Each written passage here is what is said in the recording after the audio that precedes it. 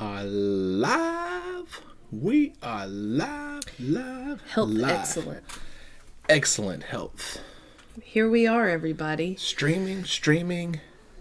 Almost streaming. Streaming. It is good to see everybody. You have a minute because A minute. really like 10 seconds. Yeah. To grab a friend, grab a drink, grab your friend a drink, but don't grab your friend's drink unless you're bringing it to them. That's right.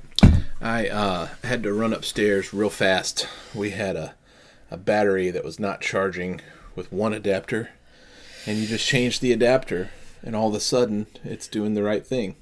You know, It's kind of interesting. that's how life goes. Just little changes. Little Sounds like it's changes. working. We're on. Deanna's on. All right. Where's our chat? It's right here. Chat. Oh, there it is. Hey, Deanna. Hi. I was worried because I missed that on the thing. Well, if this is a meaningful thing for you, go ahead and share it.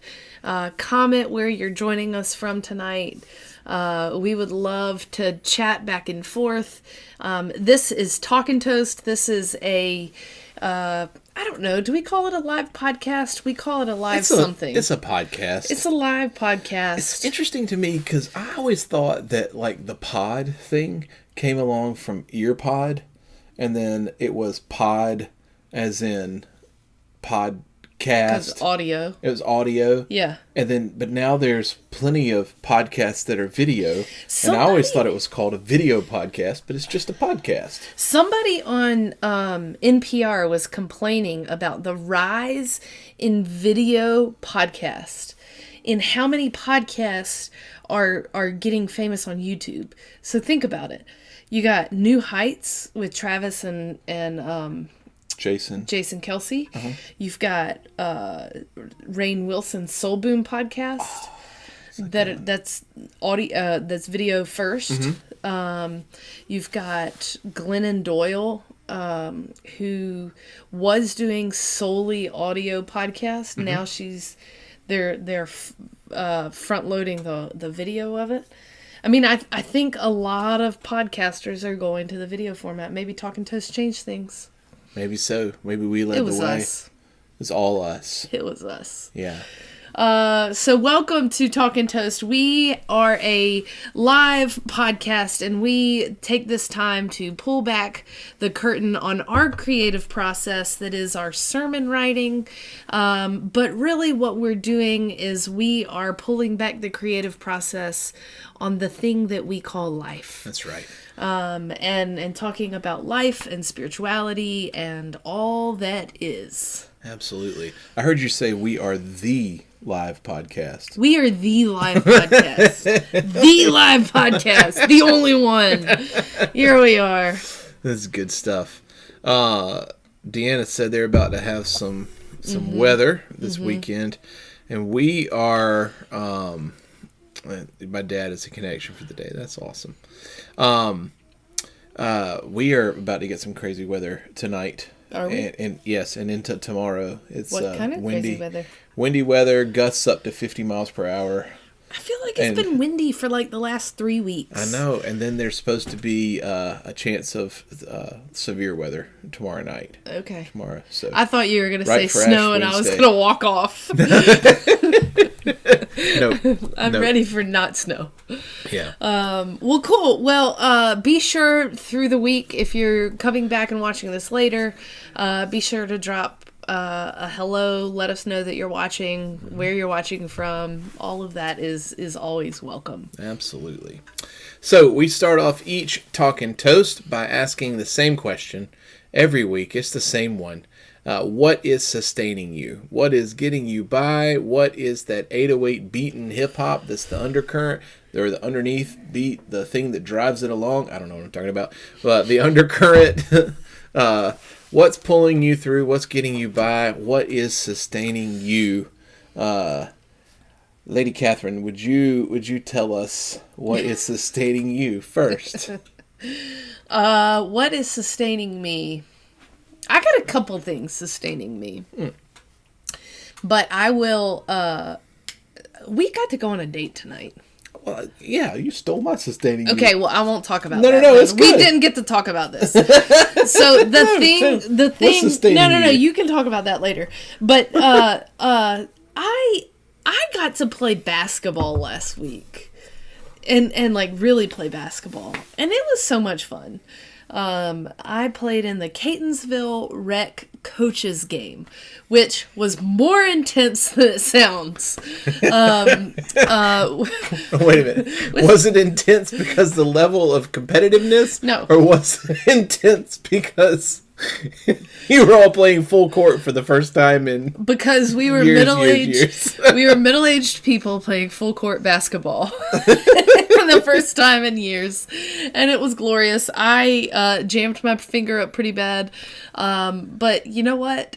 It was delightful. It was just so much fun. We had practice on Thursday night, and then we had the game on Saturday, and it was just so much fun to get out there and play again. And I think it was the first time that Sophie watched me play, and she watched me play for about 35 seconds, just long enough for me to airball my free throws. You only airballed one. Yeah, but I had a broken pinky. Yeah. You did so well. I was really proud of you. It was fun, and it was fun to watch. I watched all of it, and I got some video of Yeah, you. it was fun. It was fun. Yeah, that was awesome. Well, I'm going to go take it to the bank that the first thing you said that was sustaining you was our date tonight. Which is why we're drinking water tonight. That's exactly right. My parents are in town, and parents in town means free childcare. Free date night. That's right. So we took advantage of it, and Bill Harding, Bill and Bobby. Really, that's Bobby. Yep. Pancakes are sustaining me. Just had some for dinner. Fat Tuesday, everyone. Yes, we lived it up. We went on a date tonight, downtown Catonsville. Whoop whoop, and it was wonderful. We so had much fun. oysters and we had seafood, and it was half-price wine and Half-price bottle of wine at was- 5 o'clock. It was great. It was great. So we went on a date, and that is sustaining me to And this then we moment. went to the bookstore. Then we went to the bookstore. All bets were off. Yeah. If you're ever around this area, Ellicott City is a really fun. We love Catonsville too. Ellicott City has more bookstores than Catonsville, which means it has one more. Well, there is a good bookstore that's more of a children's bookstore. Growing Minds. But anyway, so we went to the bookstore, Underground Books. Is that what it's Not called? Underground Books. What's it called? It's called Backwater Books. Backwater Books. I'm so Underground sorry. Books is in Carrollton, Georgia. Yeah, I like that place too. Yeah. Also a good place. Yeah, I like Backwater a little more. Mm-hmm. Underground's more used. Books Underground stressed me out. Yeah, it's too tight. It was a lot. Bookstore. It was a lot. So yeah, Backwater Books. If you're ever in the area, you should go check them out. That's great. Hey, Julia in Massachusetts. I don't know why I said it like that. That's not really a Boston. I don't know. Is that close? I don't know where Leicester is. It's got to be near Boston. Boston. I've heard that they call Massachusetts drivers massholes. Just saying. Be careful out there, Julia. Be careful out there. So, this is Fat Tuesday, as Bobby and Bill said. Fat Tuesday not because you eat a ton, No. although a lot of times you do. But Fat Tuesday because today, so traditionally, there are a lot of traditions that fast, that do meat fasts during Lent, which starts tomorrow. And so the tradition was to clear out all of the meat or fatty foods from the house, which would have included pancakes. There you go. And bacon. So it makes for a good meal the night before. Yeah. Some cultures, not bacon. some religions, not bacon, but yes, leading into. But only Christianity would be celebrating. Right. This. Yeah. Maybe. Yeah. Okay. So the Tuesday. Well, Passover is in okay. So we're talking about. I have questions. We'll talk later. Shrove Tuesday is the wait a minute. Shrove Tuesday is Fat Tuesday. Right. All right. We'll talk later. I've got something in my brain, and I'm not going to say it on live. Okay. Thing. I am so confused. It's okay. It's all right. So Lent begins tomorrow. And so for many, that was a fast. For many, that might still be a fast. A lot of folks will talk about giving up something for Lent, and that is to mimic that kind of fasting technique. Some others will say that it's equally helpful to take something on during Lent. I want to make this change. I want to do this. Turn the knobs, if you will. Turn the knobs. Change the arrangements, and so some will add something to their routines during Lent. But Lent is this time where it's meant to be a refocusing, meant to turn the dial just a little bit. I think about like a camera, and on the manual setting. Whenever you're turning the lens just a little bit to try and refocus.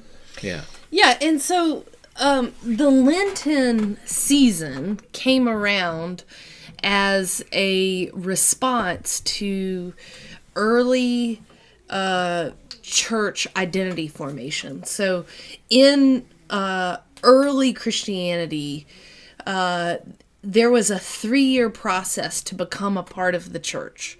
And so in that 3rd year, during the season of Lent, you would have, if you were wanting to join the church, you would have your final 40-day fast.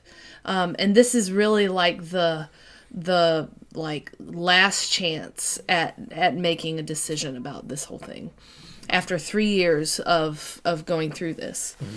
And in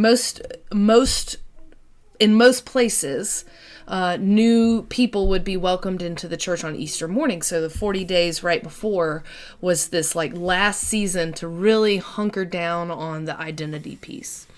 And so each new person, they called them catechumens, each new person to the church had this had a mentor.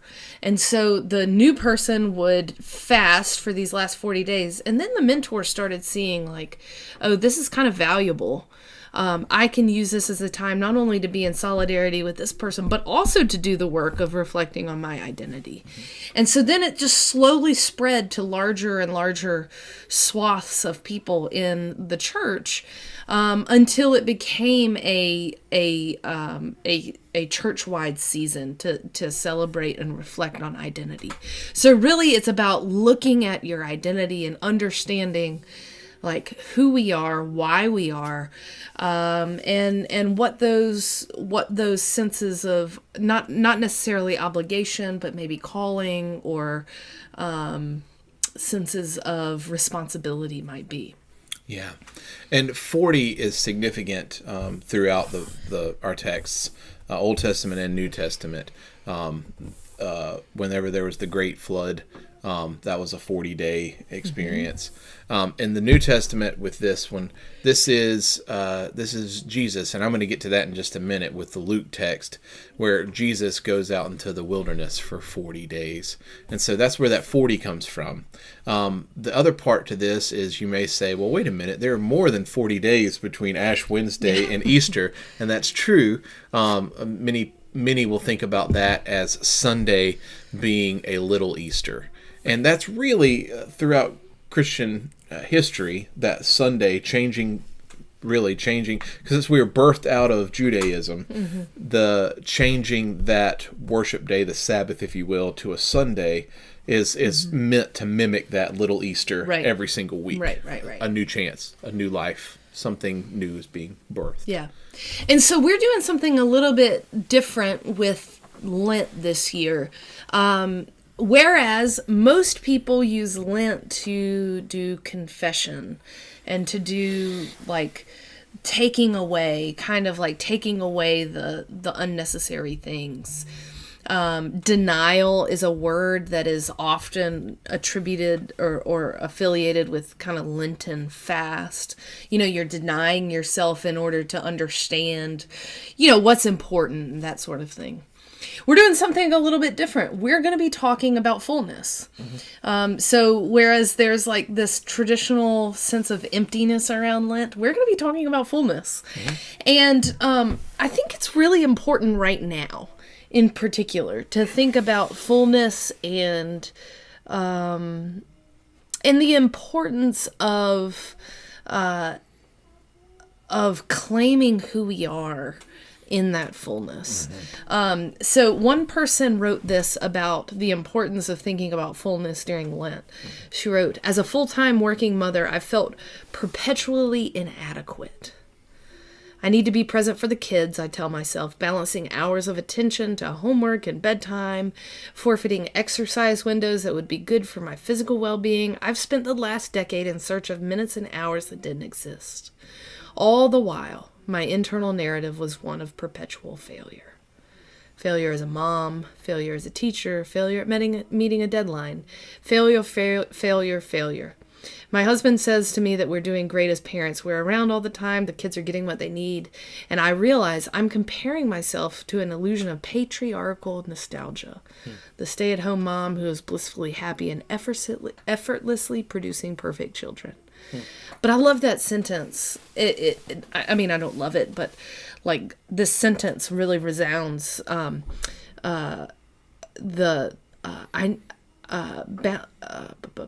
is it? All the while. No. All the while, my internal narrative was one of perpetual failure. And so we're going to do something different. Instead of focusing on the perpetual failure, that Lent can kind of take on that feeling, we're going to say, no, we need to be filled. We need to be full to the brim.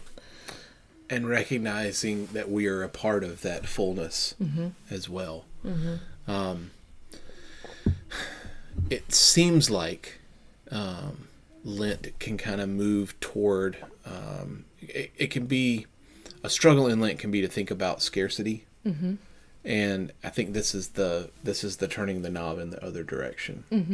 And focusing on where we do have power, where we do have agency, where we do, and we're not failures in this. There are so many different expectations that are coming both from out here. Sorry, you can't see my hand. Out here, but also coming from in here, and we have to pay attention to those things. And turn those dials. So So this Lent, so we've gone from a season of John preaching from the lectionary gospel and me preaching from the Book of Delights, from a piece of more contemporary writing. We're going to kind of take it back, old school, and one of us is going to preach from the Old Testament. Way old school. Deuteronomy, even. It's not Deuteronomy the whole time. But one of us is going to preach from the Old Testament. One of us is going to preach from the lectionary gospel. And so this week, I'm starting out by preaching from Deuteronomy. It's Deuteronomy 26, and it's in a really interesting text. It's really ritual instructions. So it's basically instructions for when you get the first fruits of your harvest. And so when you get the first fruits of your harvest, you're supposed to take it to the priest, present it to the priest, and in that time of presentation, you recall the story of the Exodus from Egypt. So there is this ritual, and in the ritual is the recollection of the story. So rather than like beating yourself over the back with like, I'm not enough, which is a very typical way of approaching Lent. This is saying, it's really talking about remembrance and remembering the story that we've inherited, remembering where we've come from. Mm-hmm. And I think that transcends the ages. Yes, it's important to remember where we've come from as people who are identifying as following Christ, as people who have come from the Judeo-Christian traditions. Yes, all of those things are important.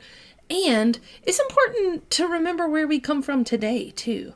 It's important to use this season as a time of storytelling to remember where we've come from, and remembering those stories.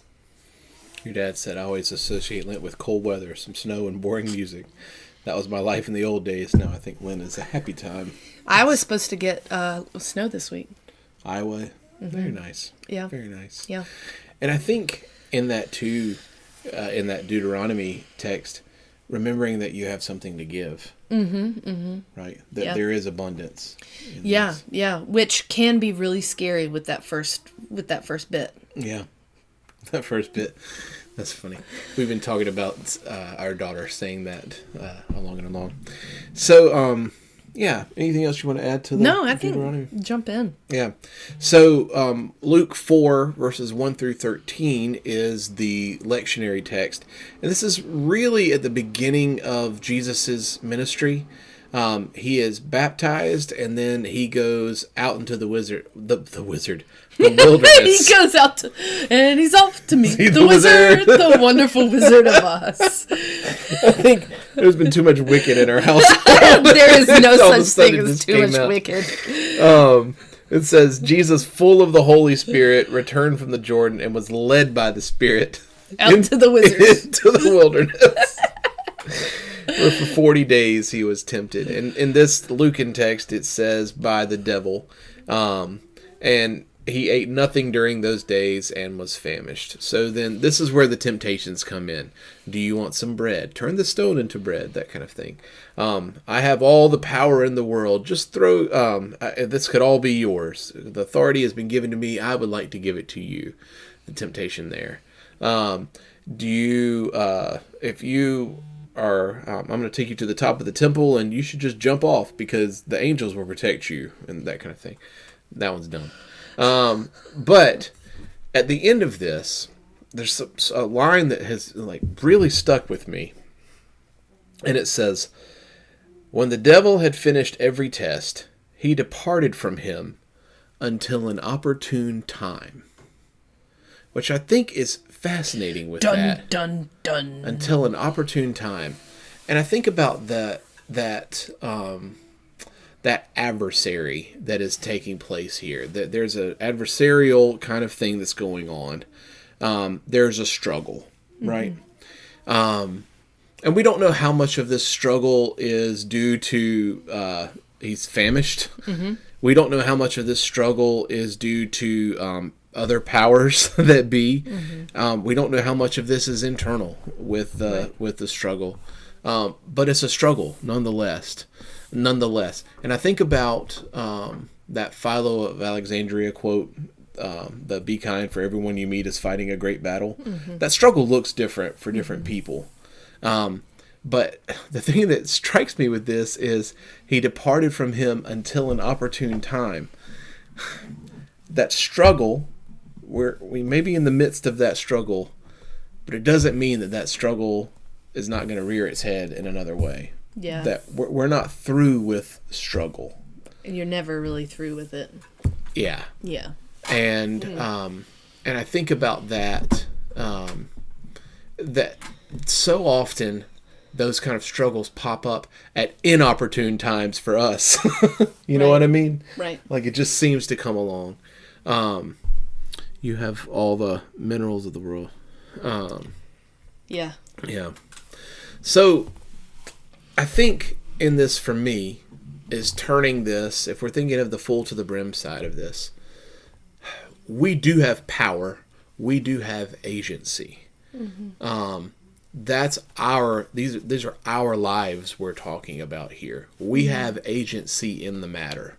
And so it's not all external. Yes, it would be a lie to say none of it is external. There are certainly external forces working.